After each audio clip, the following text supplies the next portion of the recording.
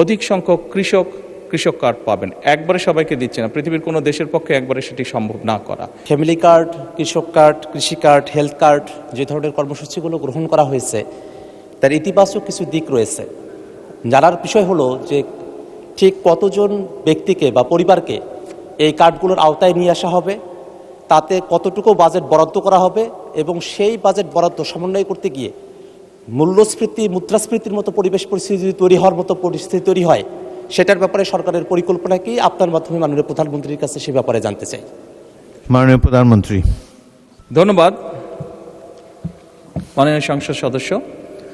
আপনি যে প্রশ্নটি করেছেন যে কতজন মানুষের কাছে আমরা পৌঁছে দেব, তাই তো? পাঞ্জাবের জগতে একটি বিশ্বস্ত নাম শাবাব এথনিক ওয়্যার। এবং মূল্যস্ফীতি হবে কিনা, বাজেট কত, স্বাভাবিকভাবে বাজেট কত এটি আমরা আপনাদেরকে এখনই বলছি না। অর্থাৎ আমরা পর্যায়ক্রমিকভাবে জিনিসগুলোকে সামনে এগিয়ে নিয়ে যাব। আমাদের এক একটি কৃষক কার্ড এবং এক একটি ফ্যামিলি কার্ডে আমরা রেখেছি কৃষক কার্ড যারা পাবেন সেই সকল কৃষক ২৫০০ টাকা পাবেন বছরে, এবং ফ্যামিলি কার্ডে যারা পাবেন তারা সে সকল নারী প্রতি মাসে ২৫০০ টাকা পাবেন। আমরা যেহেতু প্রতি মাসে এটিকে এক্সটেন্ড করতে থাকবো, অর্থাৎ অধিক সংখ্যক নারী কৃষক কার্ড পাবেন, অধিক সংখ্যক কৃষক কার্ড পাবেন। একবারে সবাইকে দিচ্ছে না, পৃথিবীর কোনো দেশের পক্ষে একবারে সেটি সম্ভব না করা।